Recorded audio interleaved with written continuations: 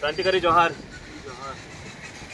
आज आम्ही पालघर जिल्हा कार्यालयाच्या समोर हे माझे जे पारधी कुटुंब बसलेले आहे हे आदिवासी समाजाचं, हे वसईमधील आहेत। वसई येथील चंदनसारमधले हे आमचे आदिवासी कुटुंब आहे आणि या कुटुंबाची बुलेट ट्रेन या प्रकल्पामध्ये जमीन सरकारने संपादित केली, परंतु त्यांना आजपर्यंत त्या मावशी आहे त्यांचं वय बघा कसं आहे ते, त्यांना सरकारी दरबारी अनेक फेऱ्या मारून आजचं उद्याचं पर्व मोजणी चालू आहे, तुमची जागा जात नाही, शेजारची जाते, बाजूची जाते, अशी कारणं देऊन अनेक वर्ष एवढे वर्ष झाले त्या बाईला सरकारी दरबारी फक्त त्याचे चप्पल शिजवण्याचं त्या लोकांनी काम केलेलं आहे।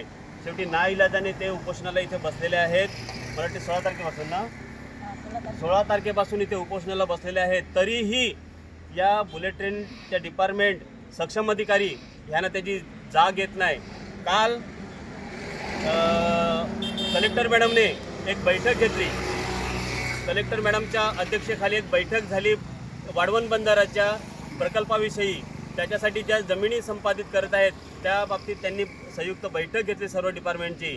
कलेक्टर मॅडमला विनंती करेन की मॅडम, प्रथम या एक्सप्रेस हायवे आणि बुलेट ट्रेनमध्ये आमच्या लोकांच्या जमिनी संपादित झालेल्या आहेत, आमच्या लोकांनी जे अजूनही भूमिहीन केलेलं आहे आणि ज्यांना अजून पैसे मिळालेले नाही, त्याचा मोबदला मिळालेला नाही आणि त्यांना तुमच्या इथे सक्षम अधिकारी लक्ष देत नाहीत। ते बोलतात तुम्ही कोर्टात जा, औरंगाबादला जा, त्यांच्याकडे पैसे आहेत का? आता मावशीकडे किंवा यांच्या कुटुंबाकडे पहा, यांच्याकडे पैसे आहेत का औरंगाबादला केस लढवण्याची? आज त्यांच्याकडे 7/12 आहे त्यांच्या नावाचा, त्यांच्या नावाचे ते सर्व पेपर आहेत, ती जमीन ते कसत आहेत आणि एवढं असताना कोणीतरी हरकत घेतली, ज्यांनी हरकत घेतली त्यांनी 7/12 दाखवावे, त्यांनी त्याची जमीन दाखवावी।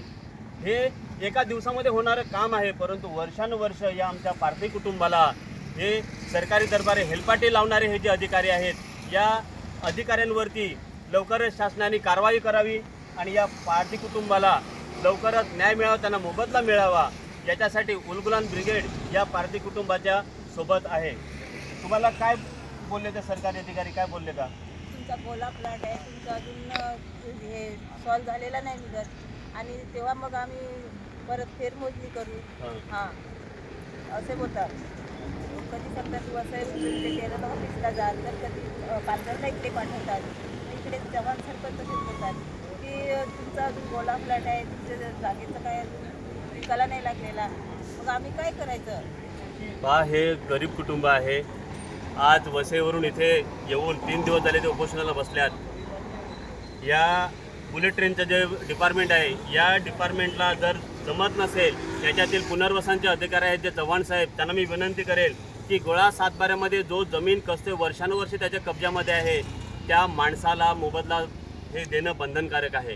त्यांच्या कब्जात जमीन आहे, ते त्याच्या शेती लावतात आणि ज्यांचे जे त्या जमिनीवरती कधी आलेच नाहीत आणि त्यांनी हरकत घेतली फक्त म्हणून त्यांचा जर तुम्ही मोबदला जर थांबवत असाल तर या कुटुंबासोबत उलगुलान ब्रिगेड यांच्यासोबत आहेत आणि यांच्यासोबत सदर जमिनीवर जिथे काम चालू आहे तिथे ते काम बंद पाडण्यासाठी या कुटुंबासोबत उलगुलान ब्रिगेड यांच्यासोबत असेल आणि या कुटुंबाच्या पारधी कुटुंबाच्या सोबत उलगुलान ब्रिगेड आहेत। लवकरच शासनाने याच्यात लक्ष द्यावं, नाही तर उलगुलान ब्रिगेड स्वतः यांच्यासोबत इथे उपोषणाला बसणार। जोहार।